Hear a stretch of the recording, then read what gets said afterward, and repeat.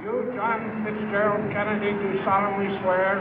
I, John Fitzgerald Kennedy, do solemnly swear. That you will faithfully execute the office of President of the United States. That I will faithfully execute the office of President of the United States. And will, to the best of your ability. And will, to the best of my ability. Preserve, protect, and defend the Constitution of the United States. Preserve, protect, and defend the Constitution of the United States. So help you God. So help me God.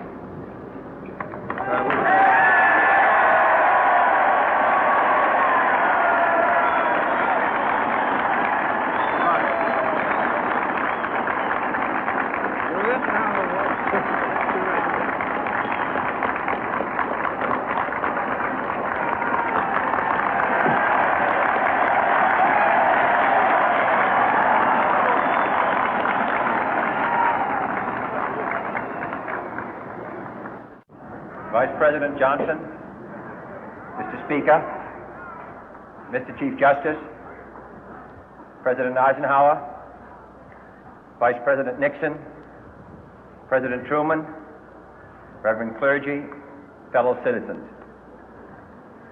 We observe today not a victory of party, but a celebration of freedom, symbolizing an end as well as a beginning, signifying renewal as well as change.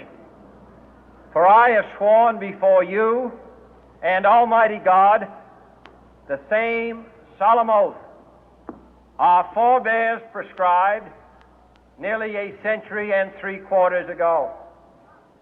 The world is very different now, for man holds in his mortal hands the power to abolish all forms of human poverty and all forms of human life. And yet the same revolutionary beliefs for which our forebears fought are still at issue around the globe. The belief that the rights of man come not from the generosity of the state, but from the hand of God. We dare not forget today that we are the heirs of that first revolution. Let the word go forth from this time and place to friend and foe alike that the torch has been passed to a new generation of Americans born in this century, tempered by war, disciplined by a hard and bitter peace, proud of our ancient heritage, and unwilling to witness or permit the slow undoing of those human rights to which this nation has always been committed and to which we are committed today at home and around the world.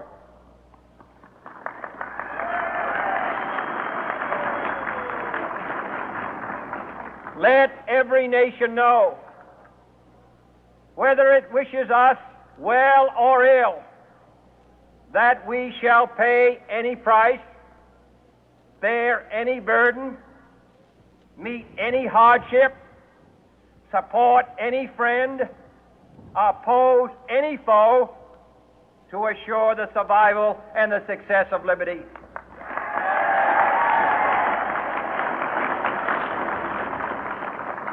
This much we pledge and more. To those old allies whose cultural and spiritual origins we share, we pledge the loyalty of faithful friends. United, there is little we cannot do in a host of cooperative ventures. Divided, there is little we can do, for we dare not meet a powerful challenge at odds and split asunder.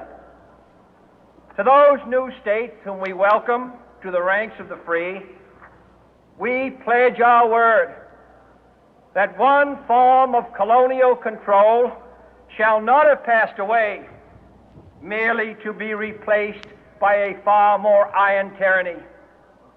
We shall not always expect to find them supporting our view, but we shall always hope to find them strongly supporting their own freedom, and to remember that in the past, those who foolishly sought power by riding the back of the tiger ended up inside.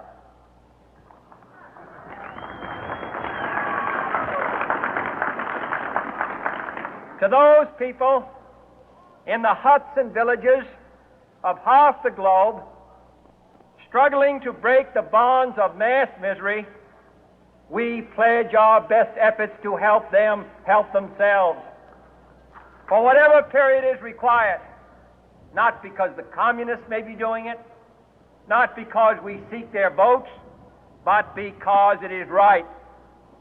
If a free society cannot help the many who are poor, it cannot save the few who are rich.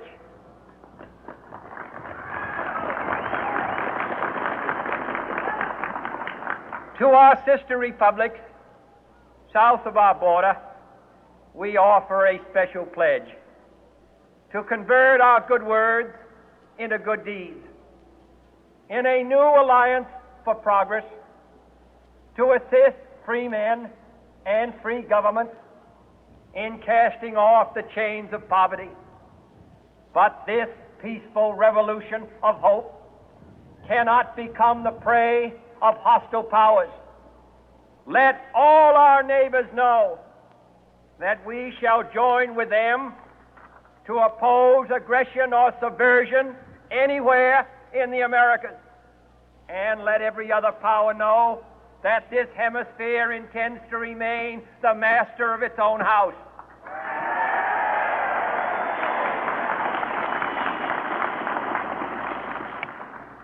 To that World Assembly of Sovereign States, the United Nations, our last best hope, in an age where the instruments of war have far outpaced the instruments of peace, we renew our pledge of support to prevent it from becoming merely a forum for invective, to strengthen its shield of the new and the weak, and to enlarge the area in which its writ may run. Finally, to those nations who would make themselves our adversary, we offer not a pledge, but a request that both sides begin anew the quest for peace. Before the dark powers of destruction, unleashed by science, engulf all humanity in planned or accidental self-destruction, we dare not tempt them with weakness, for only when our arms are sufficient beyond doubt can we be certain beyond doubt that they will never be employed. But neither can two great and powerful groups of nations take comfort from our present course, both sides overburdened by the cost of modern weapons, both rightly alarmed by the steady spread of the deadly atom, yet both racing to alter that uncertain balance of terror that stays the hand of mankind's final war. So let us begin anew, remembering on both sides that civility is not a sign of weakness, and sincerity is always subject to proof. Let us never negotiate out of fear, but let us never fear to negotiate.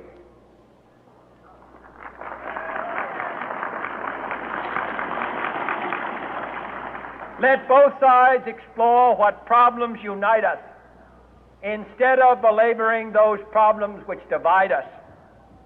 Let both sides, for the first time, formulate serious and precise proposals for the inspection and control of arms, and bring the absolute power to destroy other nations under the absolute control of all nations.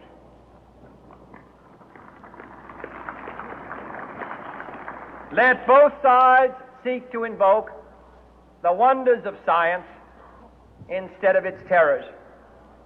Together, let us explore the stars, conquer the deserts, eradicate disease, tap the ocean depth, and encourage the arts and commerce. Let both sides unite to heed in all corners of the earth the command of Isaiah to undo the heavy burden and let the oppressed go free.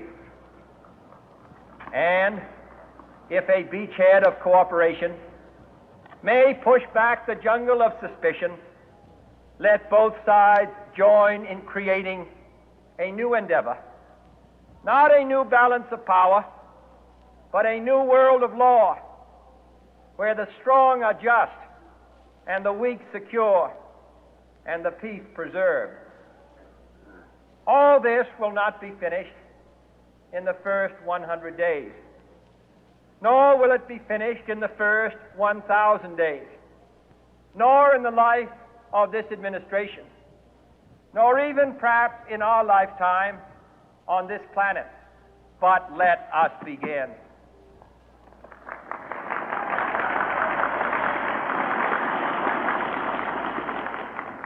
In your hands, my fellow citizens, more than mine, will rest the final success or failure of our course.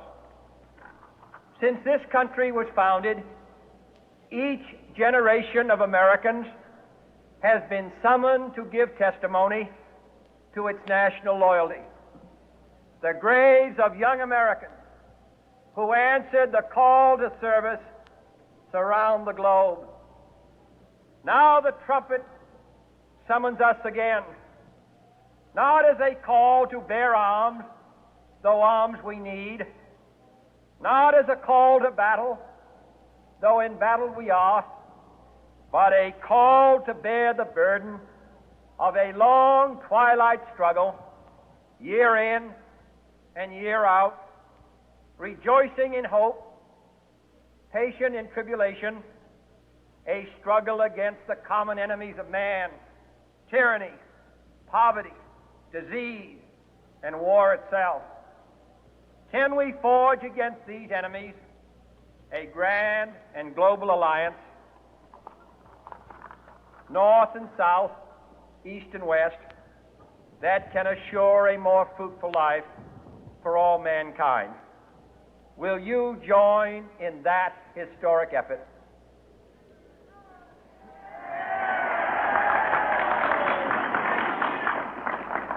In the long history of the world, only a few generations have been granted the role of defending freedom in its hour of maximum danger.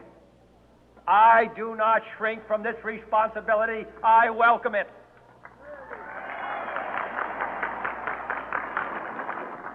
I do not believe that any of us would exchange places with any other people or any other generation.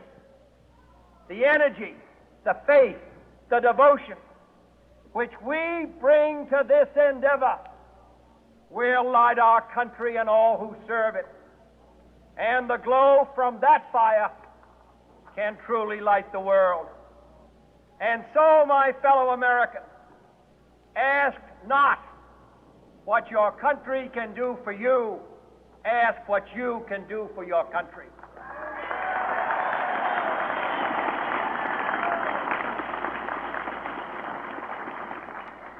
My fellow citizens of the world, ask not what America will do for you, but what together we can do for the freedom of man.